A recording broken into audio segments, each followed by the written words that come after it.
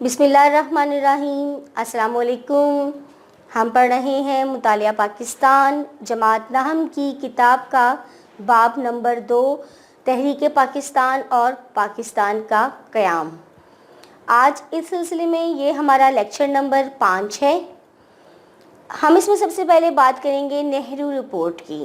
Nehru report 1928 में मंजर आम पर आई और नेहरू रिपोर्ट ने मुसलमानों के साथ माजी में किए गए मुआहदा लखनऊ पे पानी फेर दिया।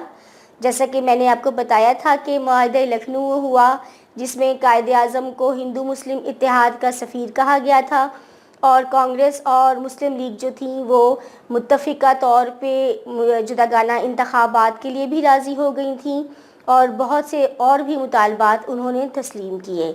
लेकिन हिंदू जो थे वो अज़ल से मुसलमानों के दुश्मन हैं। उन्होंने अपना वार किया और नेहरू रिपोर्ट पब्लिश कर दी जिसमें उसने सिरे से मुसलमानों के जुदागाना इंतखाबात के हक़ को तस्लीम करने से इनकार कर दिया और मुआहदा लखनऊ की तमाम शकों पे भी पानी फेर दिया और उन्होंने उन तमाम तहफ़्फ़ुज़ात को मानने से भी इनकार कर दिया जो मुसलमान अपनी बका के लिए ज़रूरी समझते थे। नेहरू रिपोर्ट की वजह से दोनों कौमों के माबैन ताल्लुकात फिर से ख़राब हो गए। अगला हमारा टॉपिक है कायदे आज़म के 14 नुकात। 1929 जब नेहरू रिपोर्ट पब्लिश हुई तो कायदे आज़म ने नेहरू रिपोर्ट को मानने से इनकार कर दिया। आपने 1929 में 14 नुकात पे मुश्तमिल दर्ज झेल रहनुमा असूल पेश किए।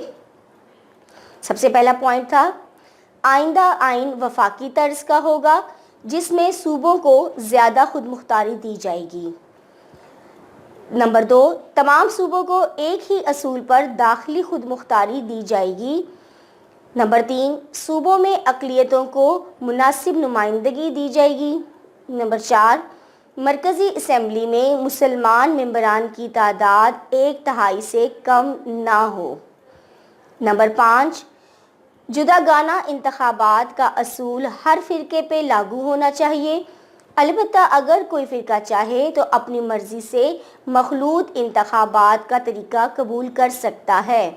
अगला पॉइंट ये था कि सूबों की हदूद में कोई तब्दीली ना की जाए जिससे पंजाब, बंगाल और शुमाल मगरबी सरहदी सूबे की मुसलमान अक्सरियत मुतासिर हो।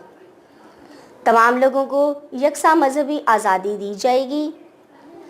अगर कोई मुसविदा कानून किसी ख़ास फ़िरके से मुतालिक हो और उस फ़िरके के 3/4 अरकान उस मुसविदे के ख़िलाफ़ राय दें तो उसे नामंजूर समझा जाए। नवा पॉइंट, सिंध को बम्बई जिसे अब मौजूदा दौर में मुंबई का नाम दिया जाता है उससे अलग सूबा समझा जाएगा। बलूचिस्तान और शुमाल मगरबी सरहदी सूबे में दीगर सूबों की मानिंद इस्लाहात नाफिज की जाएंगी। सरकारी मुलाजमतों में मुसलमानों को उनकी अहलियत और तनासुब के एतबार से हिस्सा दिया जाएगा। मुसलमानों को मजहबी और सकाफ़ती तहफ़्फ़ुज़ दिया जाएगा। सूबाई और मरकज़ी वजारतों में मुसलमानों को कम अज़ कम 1/3 नुमाइंदगी दी जाएगी।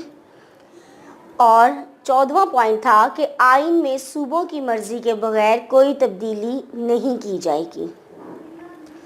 कायदे-आज़म मोहम्मद अली जिन्नाह के 14 नुकात का तज्ज़िया किया जाए तो ये कहना बेजा ना होगा कि कायदे आज़म ने न सिर्फ मुसलमानों के सियासी हकूक़ की तर्जुमानी की बल्कि हिंदुस्तान में दस्तूरी इस्लाहात का बुनियादी ढांचा भी मुहैया कर दिया।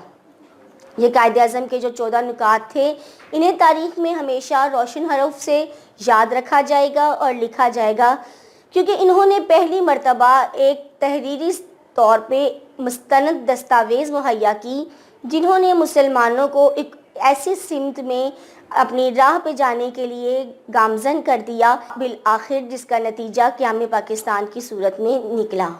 तो आज का हमारा ये लेक्चर नेहरू रिपोर्ट और कायदे आज़म के 14 नुकात पे मुश्तमिल था। उम्मीद है आपको तमाम लेक्चर अच्छी तरह से समझ में आया होगा।